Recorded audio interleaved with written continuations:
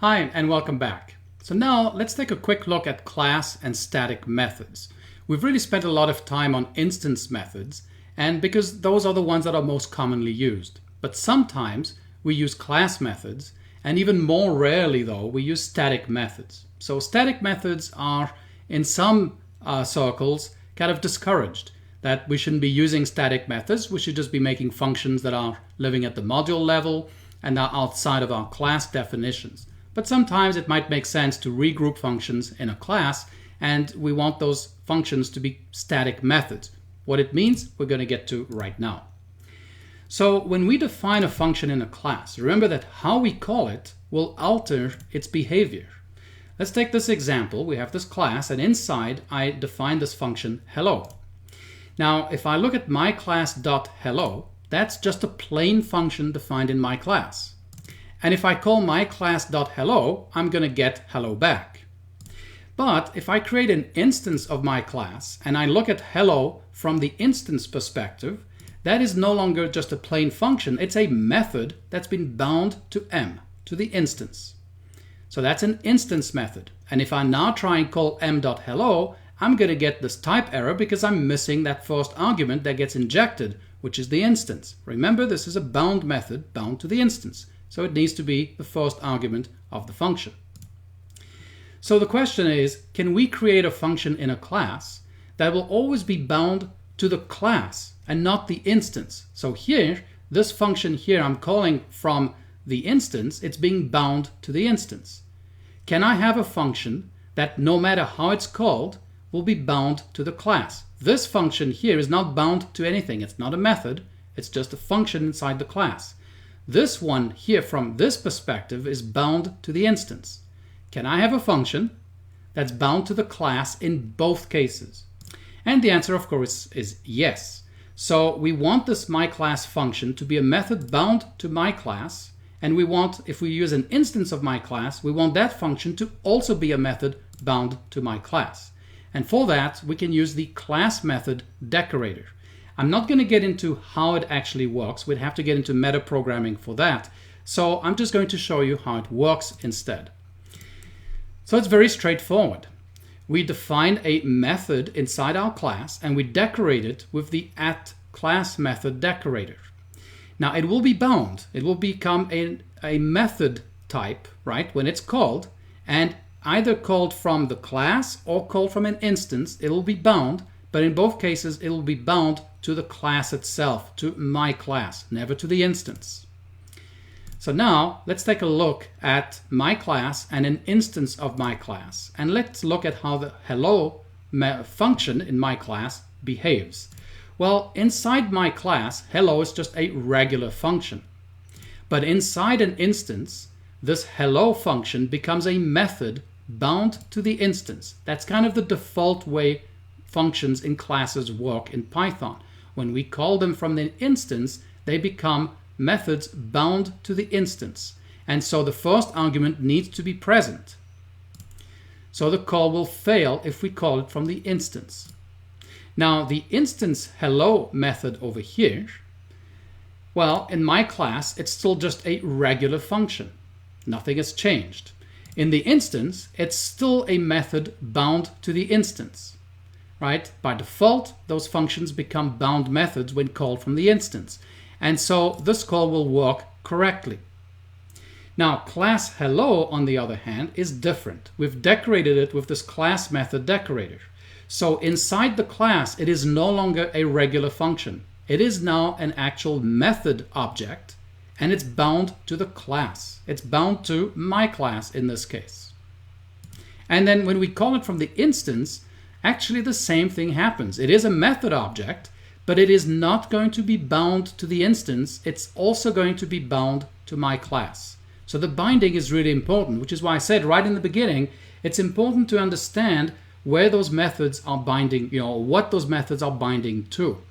So by default, these kinds of functions over here will bind to the instance. If we use this decorator over here, we're going to always bind to the class. Now, static methods. So the question here is, can we define a function in a class that will never be bound to any object when called? Can it remain just a plain function no matter how we call it, from the class, from the instance? And the answer is yes, we can do that. And in Python, those are called static methods. So static methods in Python are simply functions or method objects that are not bound to anything in particular. And for that, we can use the static method decorator. So let me show you an example. We can have this class circle, and we can define this help function that just returns help available, or whatever we want this function to do, but now we decorate it with static method. So now when we look at help from the circle perspective, from the class perspective, it's just a function. It's not a method, it hasn't been bound. So we call it a static method, but it really means it's a function. It doesn't get bound as a method anywhere. So from the class perspective, it's still just a function, just like we had before. If we didn't have the static method, help would just be a function in the class. The difference here is that if we do it from an instance of circle, and now we look at the type of the help function or callable from the instance perspective, we still get a function back. We do not get a method that's been bound to either the instance or the class. And so c.help will return exactly the same thing. It will work, and it will work correctly.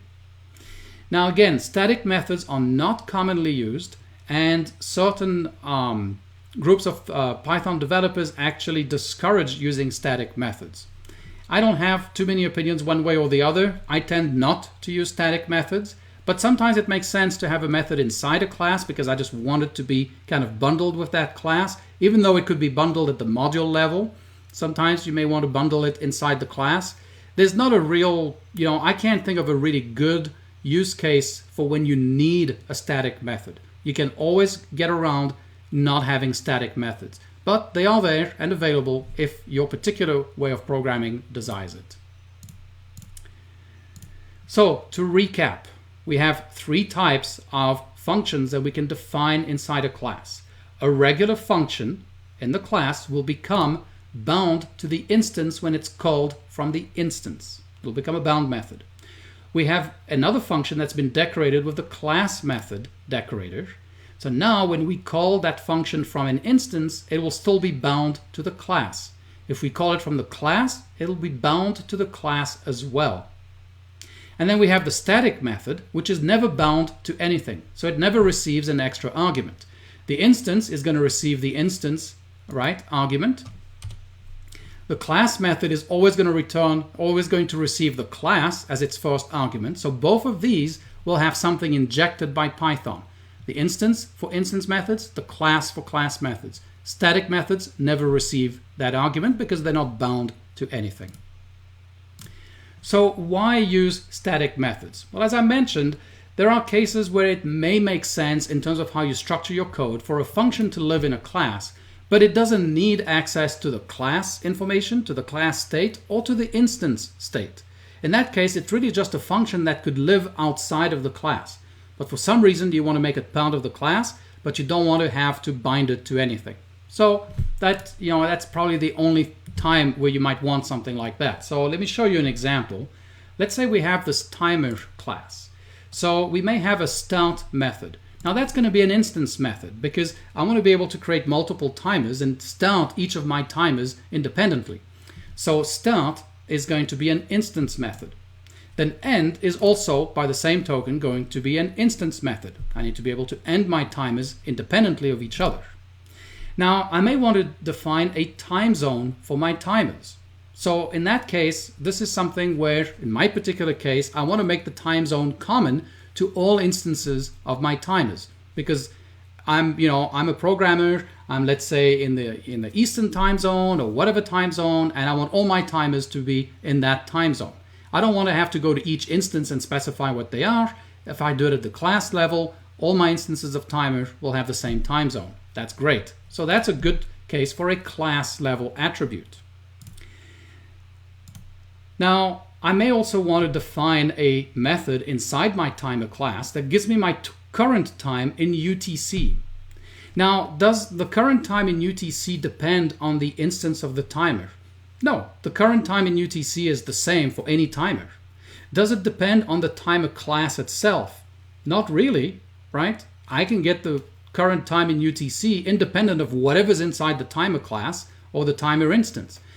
So this might be a good candidate for a static method because we don't need to bind this function to anything. But note that current time UTC could just be a function defined in your module somewhere else. It doesn't have to be in the class. And then lastly, maybe we want the current time, but I want the current time to reflect the time zone. So I need to know about the class. I don't really care about the instance because my time zone is going to be the same for every instance. So this is really something that belongs at the class level. I want to bind it to the class. I don't need to bind it to the instance. So this would be a good candidate for a class method because it needs the class time zone. Okay, so these are the kind of different constructs you may have, the different types of attributes and methods that you may have living in the instance or in the class or not bound to anything when you were talking about callables. All right, so let's switch to some coding and let's actually just try that out, put everything together. Thanks for watching, and I'll see you in a bit.